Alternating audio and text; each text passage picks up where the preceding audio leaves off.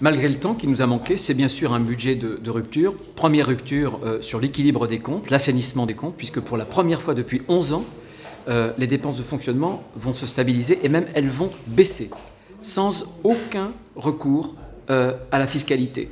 Il y a eu un matraquage fiscal, nous l'avons interrompu. Ensuite, avec des nouvelles politiques. Je pense par exemple à l'apprentissage.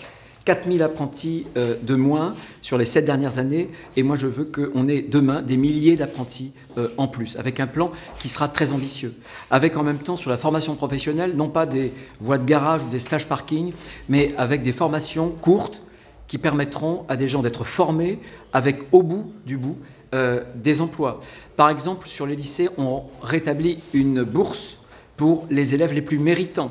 900 €, une prime régionale pour les jeunes qui sont d'origine modeste, mais qui ont bien travaillé et qui ont obtenu une mention très bien au bac.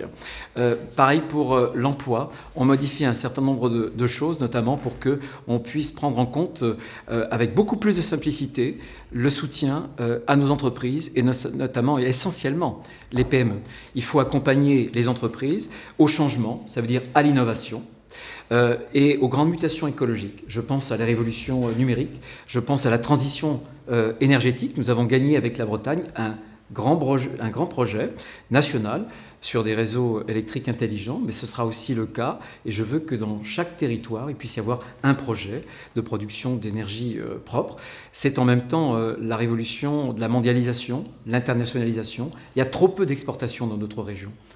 C'est vraiment notre talon d'Achille. Sur tous ces sujets, nous allons proposer des solutions qui sont vraiment innovantes.